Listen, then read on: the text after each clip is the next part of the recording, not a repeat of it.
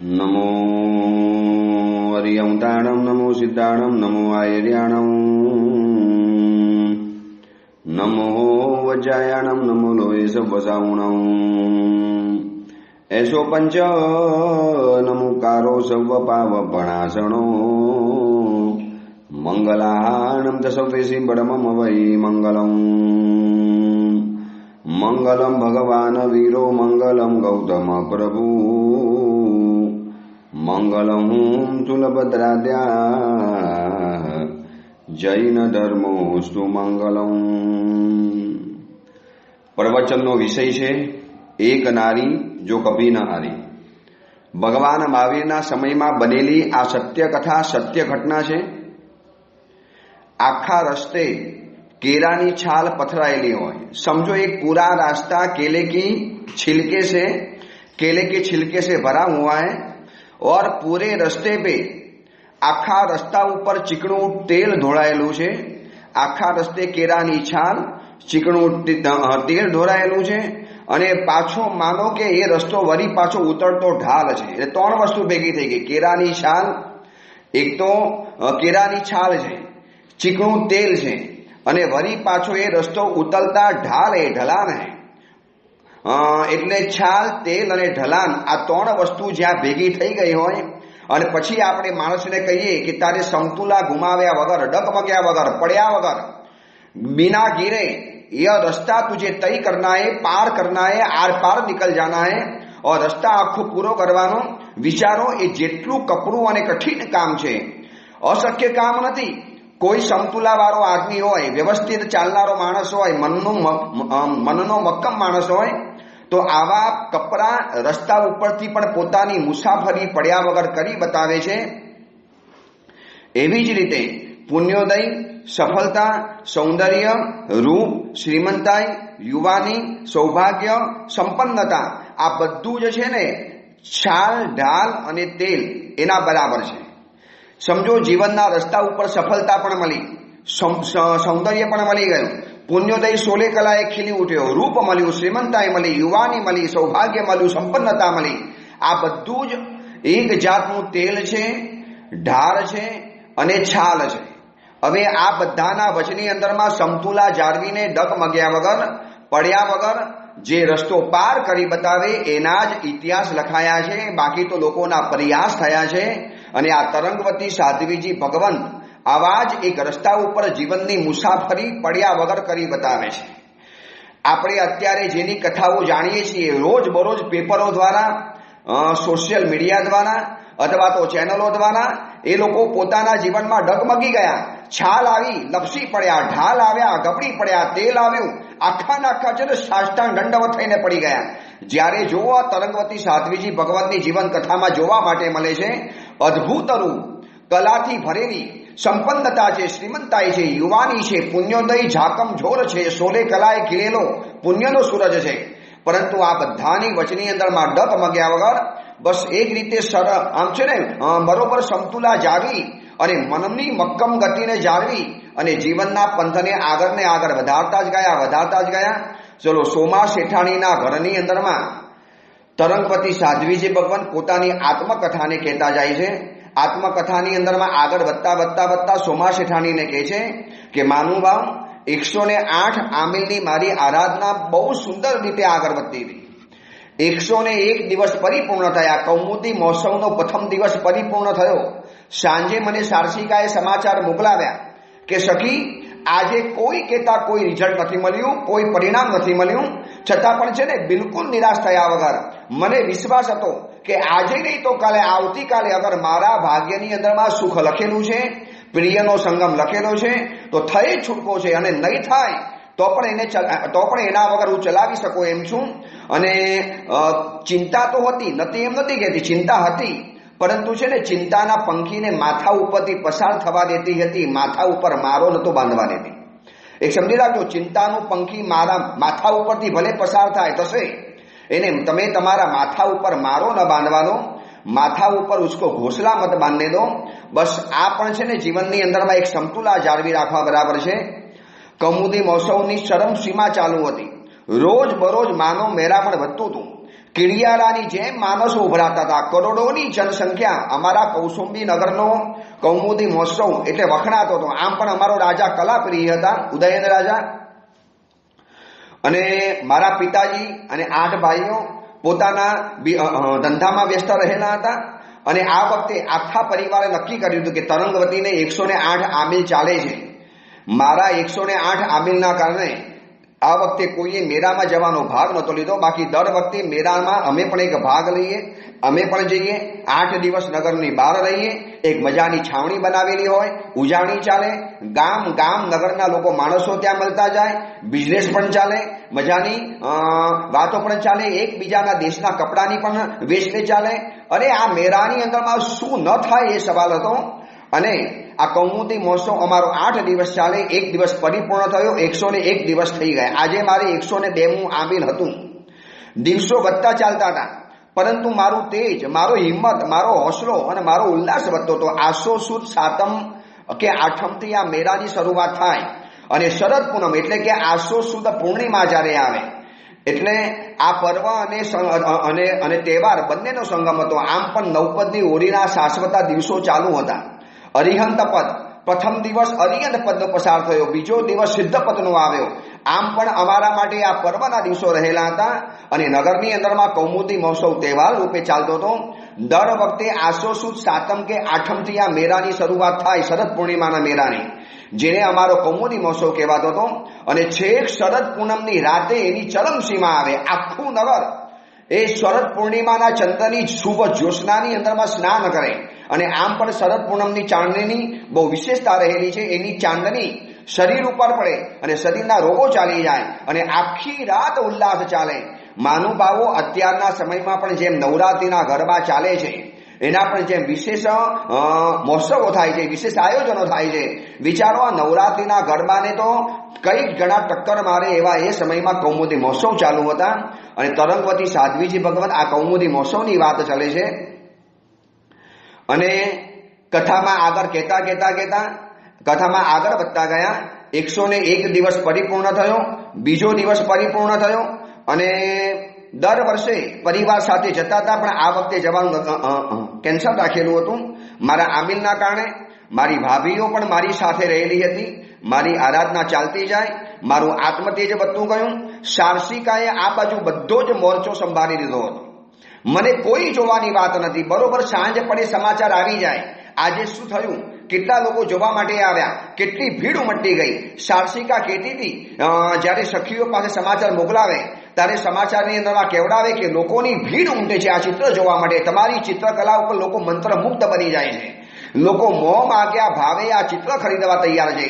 આનો ચિત્રકાર કોણ છે, એનું નામ બતાવો, અમને આવું ચિત્ર બનાવી આપો, અથવા તો આ ચિત્ર અમને આપી દો, તમે કોઈ લાખો રૂપિયા આપવા તૈયાર છીએ. અરે લોકો જોવા માટે ભીડ ઉમટતી હતી, મોં માગ્યા પૈસા આપવા તૈયાર હતા. લોકોને આ ચિત્ર પસંદ આવતું હતું, ચિત્રકારનું નામ માગતા હતા, બધું જ માગે છે, પરંતુ જે જોઈએ છે ને હજી પણ મળતું નથી. અને હું એને કહેવડાવતી હતી ધરપત રાખજે, બધું સારાવાના થશે. પરંતુ મને વિશ્વાસ હતો કે સારસિકા જે રીતે મોરચો સંભાળે છે હું નિશ્ચિંત હતી. અહીંયા મારી આરાધનામાં હું મજાની અંદરમાં હતી, આ બાજુ એનો મોરચો સંભાળતી હતી. અને આમ કરતા દિવસો પસાર થયા. એમાં 2 ઘટના બહુ વિશિષ્ટ બની ગઈ. આ 2 ઘટના જાણે કે છે ને, એક સૂર્યોદય થવા પહેલા જે પો ફાટે, સવારના સૂર્યોદય થાય અને એની પહેલા જે આકાશની અંદરમાં એક લાલીમા છવાઈ જાય, આકાશની અંદરમાં એક લાલ કલરનો રંગ છવાઈ જાય અને ખબર પડે કે પૂર્વ દિશાની ક્ષિતિજ ઉપર હવે સૂર્ય ઉગવાની તૈયારી એની અંદરમાં છે. અને 108મા દિવસે જે મંગલ કાર્ય થવાનું હતું, જાણે કે એની શુભ નિશાની બતાવવા માટેની 2 ઘટના બની ગઈ. અને મારા હૃદયની અંદરમાં એક હાશકારો છવાઈ ગયો છે. માથા ઉપર મણનો જે બોજો હતો, જાણે કે એક શુભ સંકેત મને જીવનમાં મળતો ગયો. આ મને લાગે છે કે મારા આમીલના દ્વારાનો જ આ સંકેત છે. મને આમીલ દ્વારા જ આ સંકેત મળ્યો હશે. આમ તો સારસિકા વગર ગમતું નહોતું. સારસિકા સાથે દિલના તાર એટલા બધા જોડાયેલા હતા, એટલી બધી આત્મીય સંબંધ બની ગયો હતો, જાણે કે અમે શરીરથી જુદા હતા, મનથી એક રહેલા હતા. પરંતુ સારસિકા ત્યાં રહેતી હતી, આ બાજુ હવેલીની અંદરમાં હું રહેતી હતી, મારી આરાધના ચાલતી હતી.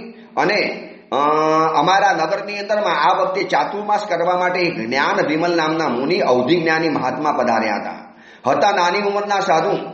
પરંતુ કોઈ કહેતું હતું કે આ શ્રેષ્ઠી પુત્ર હતા, કોઈ કહેતું હતું કે આ રાજબીજ છે. રાજકુંવર છે, જે પણ હશે, પરંતુ એ મુનિના ચહેરા ઉપરનું જે તેજ અને મુનિની જે વાણી અને મુનિનું જે જ્ઞાન, અવધિ જ્ઞાની મહાત્મા હતા. ક્યારેક ક્યારેક પ્રવચનોમાં જવાનું થતું હતું પર્યુષણ પર્વ જેવા દિવસોની અંદરમાં, અને નવપદની ઓરીની દિવસો આવેલા હતા. અને માએ કીધું કે બેટા ચલો આજે આપણે જવાનું છે પ્રવચનની અંદરમાં. અને હું પણ માની સાથે પ્રવચનમાં ગઈ. મને ઘડી ઘડીની અંદરમાં મન પહોંચી જતું હતું મેરાની અંદરમાં. લાખો માણસો, કરોડો માણસો મેરાની અંદરમાં ઉમટેલા હતા, પરંતુ આ વખતે મેરાની અંદરમાં અમે ભાગીદાર નતા બન્યા. નગરમાં જ્યારે રથમાંથી સવાર થયા અને જોયું તો જાણે કે લોકો આજે શાન ભાન ભૂલીને, દુનિયાની બધી જ ચિંતાઓ ભૂલીને, જીવનના બધા સુખ દુઃખો ભૂલી અને એક શરદ પૂર્ણિમાના મેરાની અંદરમાં કૌમુદી મહોત્સવમાં માલવા માટે જતા હતા. અને અમે ગયા ઉપાશયની અંદરમાં, ધર્મસ્થાનની અંદરમાં ગયા, જે જ્યાં જગ્યાએ મુનિનું ચાતુર્માસ હતું બિરાજમાન હતા. વંદન કર્યા, પ્રવચનનું શ્રવણ કર્યું. પ્રવચન શ્રવણ કરીને વંદન કરીને જેવા બહાર નીકળતા હતા અને મુનિનો મેઘ જેવો ગંભીર અવાજ, માનુભાવ, તરંગવતી ઓળખાણ તો હતી, મહાત્મા જાણતા હતા, વારંવાર વંદન કરવા જતા હતા, ગોચરી પાણીની વિનંતી કરતા હતા. અને મારા પિતાજીનો પણ પરિચય હતો મહાત્માને, મને પણ જાણતા હતા. પરંતુ પહેલી વાર મહાત્માએ જાણે કે મને ઉદ્દેશીને કઈ કીધું કે બેટા, ધર્મ ઉપરનો તારો અટલ વિશ્વાસ, જે અપાર વિશ્વાસ છે ને, એ જીતશે, ચિંતા નહીં કરતી. જાણે કે મારા મનની વાત કરતા હોય, જાણે કે મારા મનને જાણે કે વાંચતા હોય, એ રીતે મુનિ બોલવા માંડ્યા.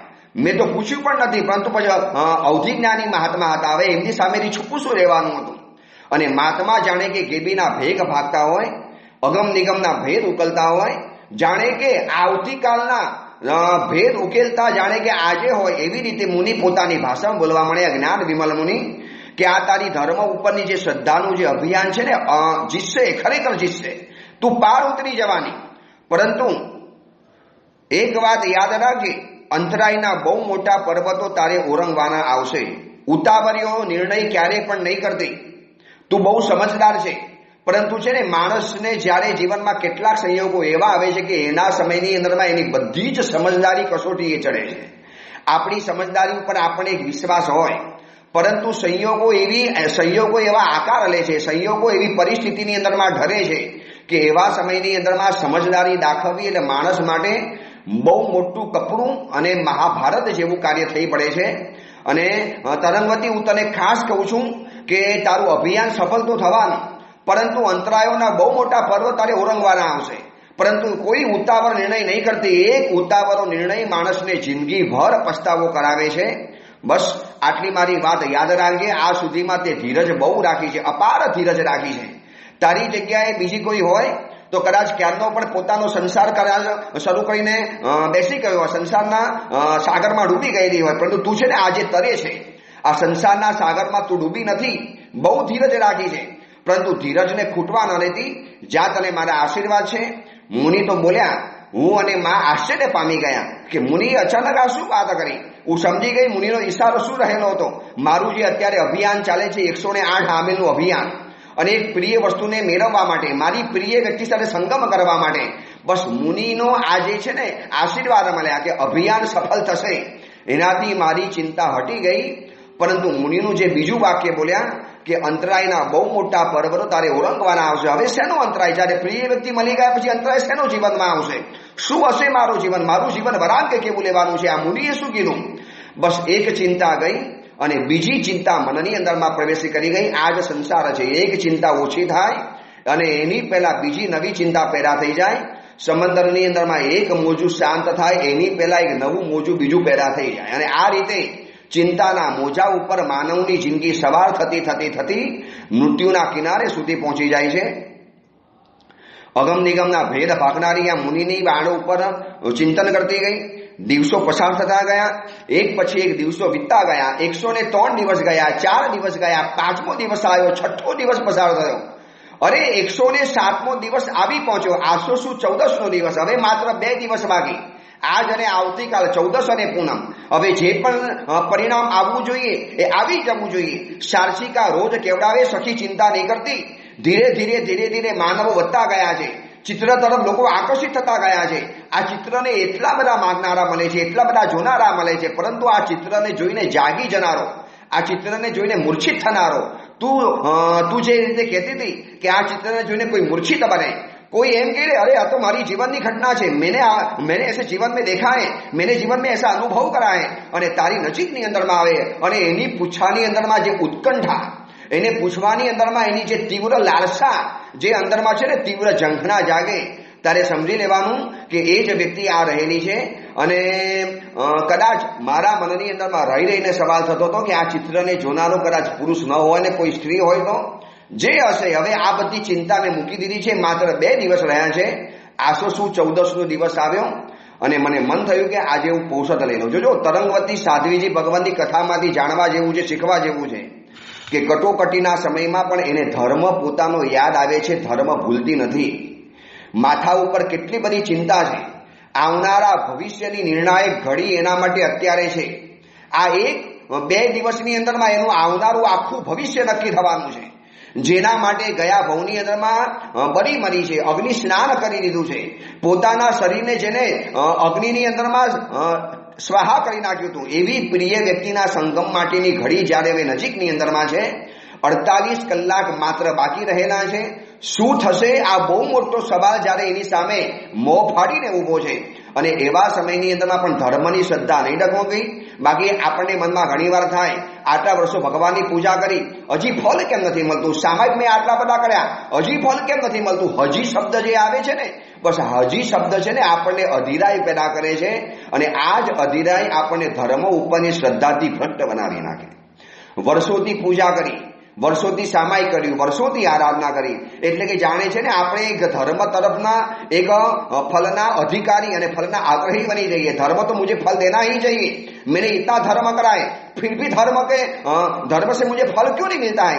मने जीवन में अंतराय केम आवे, मने तकलीफ केम आवे, वाई मी, मुझे ही ऐसा क्यों होता है, मने जाવું કેમ થાય છે? આવા મનની અંદરમાં સેંકડો સવાલો પેદા થાય. તો એવા સમયમાં તરંગવતી સાધ્વીના જીવનને જોઈ લેજો કે ધર્મ કરવાનો મારો અધિકાર છે, પરંતુ છે ને ધર્મથી મને ફલ મળવું જોઈએ, આવા મારે કોઈ દાવા રાખવાની જરૂરિયાત નથી.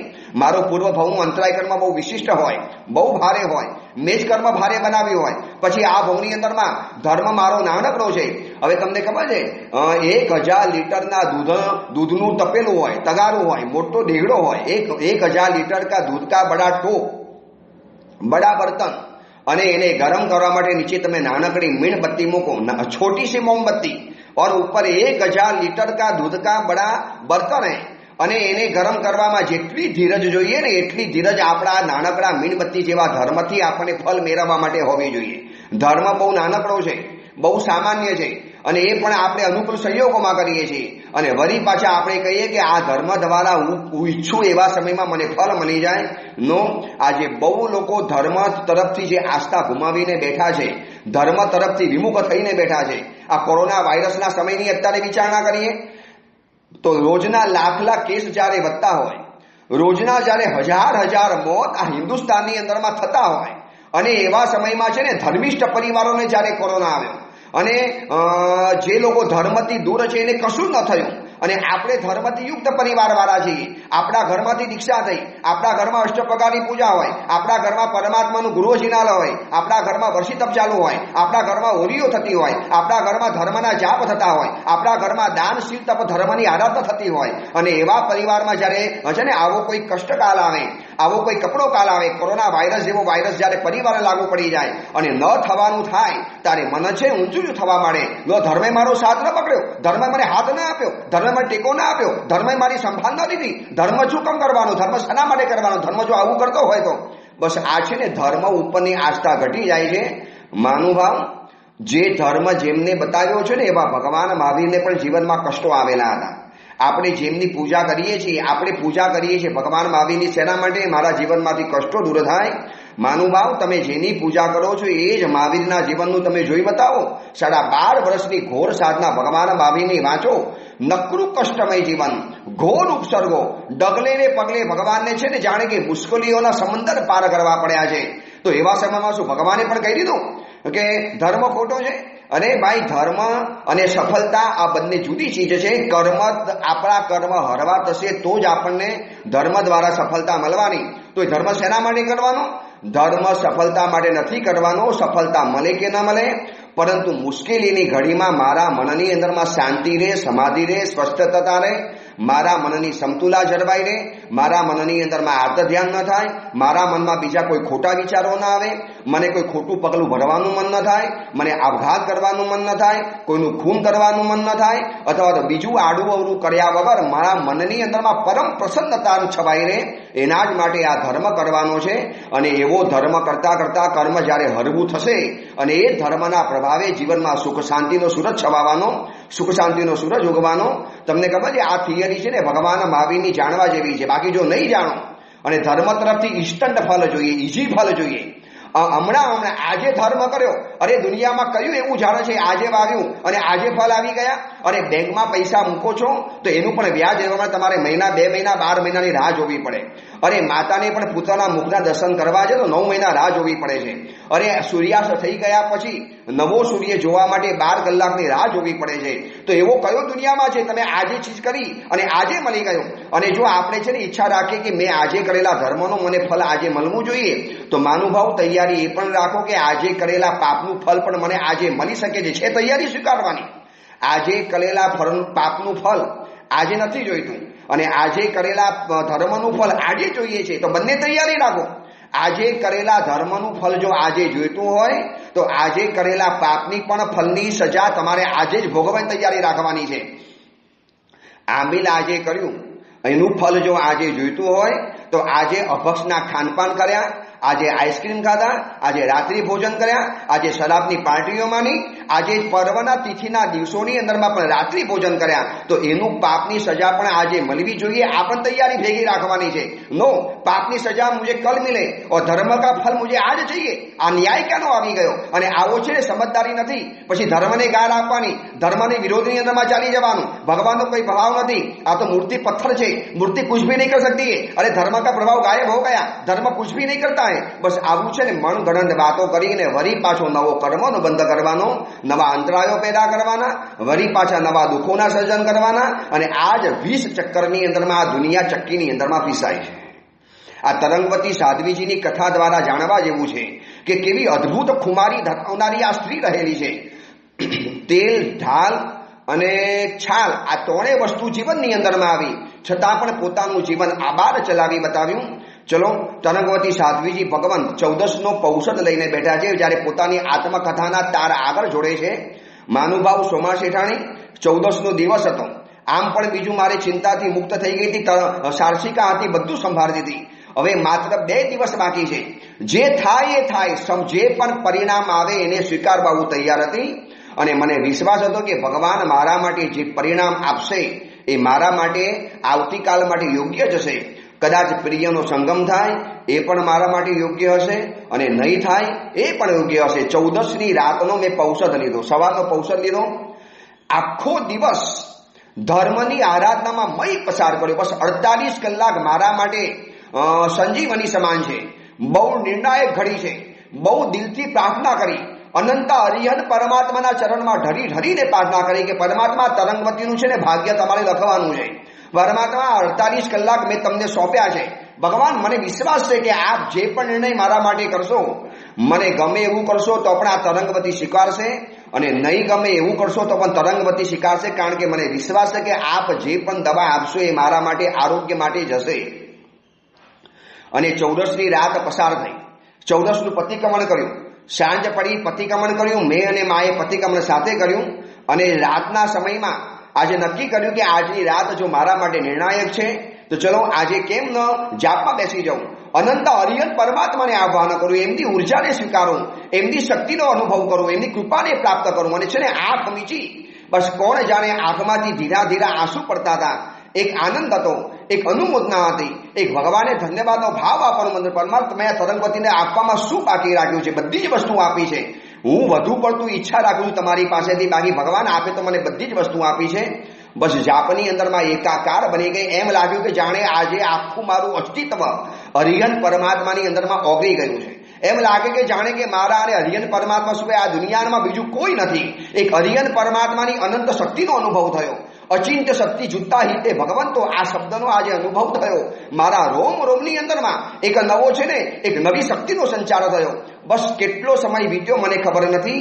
જ્યારે થોડી ઘણી શરીર થાક્યું અને જ્યારે સંથારાની અંદરમાં સૂઈ ગઈ.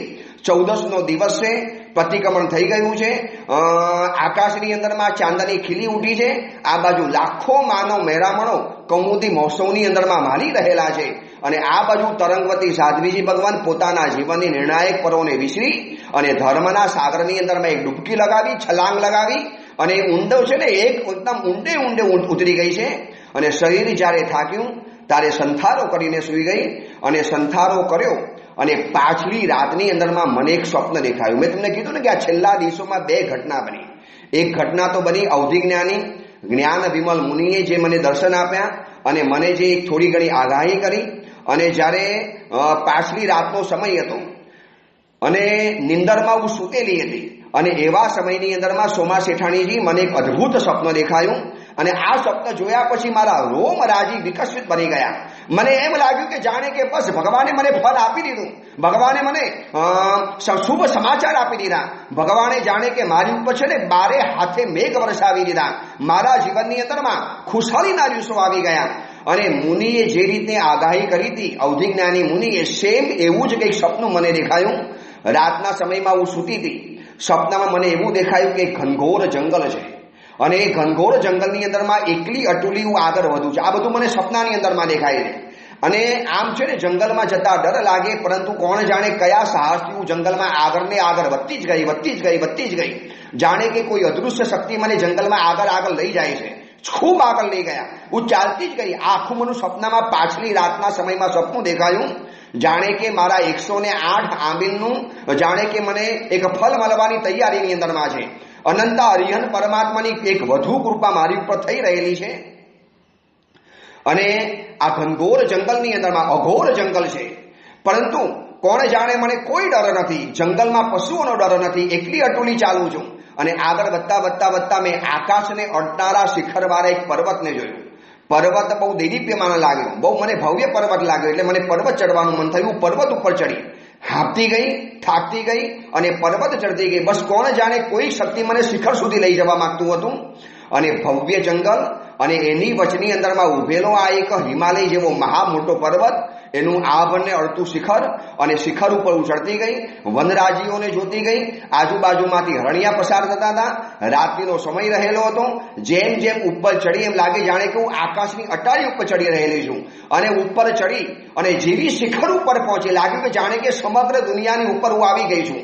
ચંદ્રની ચાંદની મારી ઉપર ઢોળાઈ રહેલી છે, તારા જાણે કે મારી ઉપર હસી રહેલા છે, વૃક્ષો જાણે કે મને છે ને ચામર વીંજી રહેલા છે, અને ચંદ્ર જાણે કે મારી ઉપર મરક હસી અને ચાંદનીના ફૂલ વેરી રહેલો છે. અને બસ કોણ જાણે શું થયું ને, દૂર આ શિખર ઉપર જોયું, એક મજાનું ભવ્ય વૃક્ષ હતું. એટલું અદ્ભુત આ છે ને વિશાળ ઘેરાવા વાળું વૃક્ષ. આવું વૃક્ષ મેં જીવનમાં નહોતું જોયું. વૃક્ષો તો મને પહેલેથી આમે ગમતા હતા. પહોંચી ગઈ વૃક્ષ પાસે, વૃક્ષને અનિમેષ નજરે તાકી રહી, અને વૃક્ષના થડને ટેકો રાખી અને વિસામો કરવા માટે બેઠી. આ તરંગવતી સાધ્વીજી ભગવાન પોતાનું સ્વપ્નનું વર્ણન કરે છે. સોમા શેઠાણીને કહે છે કે આ બધું મેં સ્વપ્નની અંદરમાં જોયું. ઘેઘૂર વૃક્ષ નીચે બેઠી, મને આ વૃક્ષ બહુ ગમ્યું.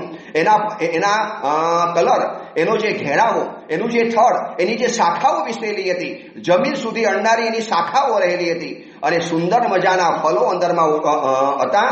મને આ ફળ લેવાનું મન થયું, પરંતુ મારે ફળ તોડવાનું છે. એના માટે આ ધરતી છે, આ ધરતીનું આ વૃક્ષ છે, સંમતિ વગર મારે ફળ તોડાય નહીં. બસ આંખ મીચી અને વૃક્ષના વિશાળ થડને ટેકો રાખી અને વિસામો લેવા માટે બેસી અને આમ આંખો બંધ કરીને જ્યાં બેસું છું, અને સીધું જ મારા ખોરાની અંદરમાં ઉપરથી જે ફળને જોઈ અને હું મોહાઈ ગઈ હતી, એ જ ફળ મારા હાથની અંદરમાં આવીને આપોઆપ પડ્યું. જાણે કે મને કોઈએ હાથની અંદરમાં આ ફળ સોંપ્યું, અને જેવું મારા ખોરામાં ફળ પડ્યું, અને મેં આગ ખોલી અને જોયું તો જે ફળને લેવા માટે હું તલ પાપડ હતી, ઈચ્છિત હતી, એ ફળ મારા ખોરામાં સહજ રૂપે આવીને પડ્યું છે. અને ઉપરથી મને એક દિવ્ય વાણી સંભળાય, બેટી, આ ફળનો તું અધિકારી છે, આ ફળ માટે તે ઘણી રાહ જોઈ છે, હું તને આ ફળ સોંપું છું, આજથી આ ફળ તારું થઈ ગયું, બસ આને સંભાળે છે. પણ બેટા, જીવનની અંદરમાં છે ને આ પર્વતને જેમ ચડી છે એમ તારે પણ આવા ઘણા પર્વતો ઓરંગવાના રહેશે. બસ આ ફળના સહારે આગળ વધતી રહેજે. જા બેટી, આશીર્વાદ છે, બસ આશીર્વાદ છે. આ શબ્દ સાંભળ્યો અને મારી આંખ ખુલી ગઈ. જાણે કે નથી જંગલ, નથી ઓલો પર્વત, નથી ઓલું વૃક્ષ, નથી ઓલું ફળ, નથી ઓલી ગેબી વાણી, નથી આજુબાજુની અંદરમાં કોઈ એવું ભવ્ય આકાશ. હું ક્યાં છું? અને જોયું તો સંથારાની અંદરમાં છું, મારા બાજુમાં ચરવરો પડ્યો છે, મુપત્તી પડી છે, બાજુમાં ઘડી વાળેલું કટાસનું પડ્યું છે, અને હું જોઉં છું તો મારા 7મા માળની હવેલીની અંદર બેઠેલી છું, દૂર દાસીઓ શું રહેલી છે. તો આ શું હતું? આ સપનું મને શું આવ્યું? અને ત્યાં અચાનક મને ખબર પડી ગઈ કે બસ આ દિવ્ય સંકેત છે. આવતીકાલે આજે પૂનમનો દિવસ છે, બસ હવે રાત પડશે એટલે પૂનમ શરૂ થવાની. આજે પૂનમનો છેલ્લો દિવસ, કૌમુદી મહોત્સવની શરદ પૂર્ણિમાનો આજે અંતિમ દિવસ છે. આજે કોઈક શુભ સમાચાર આવવા જોઈએ. મુનિએ પણ કીધેલું હતું, અને આ સપનામાં મુનિએ પણ કીધું હતું કે અંતરાયના પર્વ તારે ઓરંગવાના છે. અને મને આ સપનામાં પર્વત પણ દેખાયો, જાણે કે કેટલી ગેબી વાણી મેળ ખાતી હતી.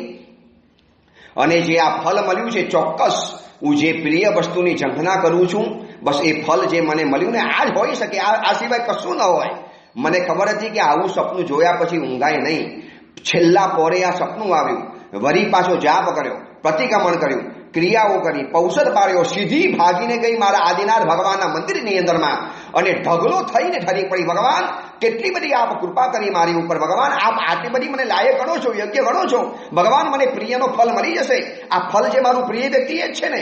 મને ખબર હતી, મને મારા વિમલપતિ ઉપાધ્યાયે કીધેલું હતું કે શુભ સ્વપ્ન હંમેશા પહેલા ભગવાનને કહેવાના અને પછી આપણા માતા પિતા અને ગુરુને કહેવાના. મારી હૃદયમાં મને રહેવાતું નહોતું, અને મંદિરમાં ગઈ, મેં ભગવાન સામે કીધું હવે આગળ શું થયું, શું થાય છે, બસ હવે એક દિવસ બાકી છે, બસ તમે ધીરજ ધરી લો.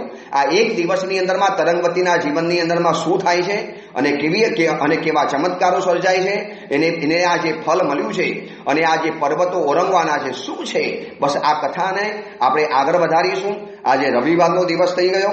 હવે તમારે આ જાણવા માટે, તરંગવતીના માટે તો માત્ર એક જ દિવસ છે, પૂનમનો દિવસ છે, અને સાર્ષિકા એના માટે શુભ સમાચાર લઈને આવશે. પરંતુ એકલા શુભ સમાચાર સાથે નથી આવતા, દરેક ગુલાબ કાંટાની સાથે જ હોય છે. શું કાંટા છે, શું ગુલાબ છે, શું બને છે, અને આ સપનું કઈ રીતે ચરિતાર્થ થાય છે, અને તરંગવતી પોતાના માતા પિતાને અને વિમલમતી ઉપાધ્યાય ભગવાનને કહીને આ સપનાનો ફલાદેશ શું જાણે છે, એ બધી વાત હવે આપણે આવતા ગુરુવાર સુધીમાં રાહ જોવી પડશે. એટલે આવતીકાલથી સોમવાર, મંગળવાર અને બુધવાર અર્ધનીતિ ગ્રંથનું પ્રવચન. તમારી જે મને પણ છે ઉત્સુકતા કે હું તમારી ઉત્સુકતાને પરિપૂર્ણ કરું. બસ હવે એક જ દિવસ છે, તરંગવતી એની પ્રિય વ્યક્તિને મળશે કે નહીં મળે એ તમને જાણવાની ઉત્સુકતા.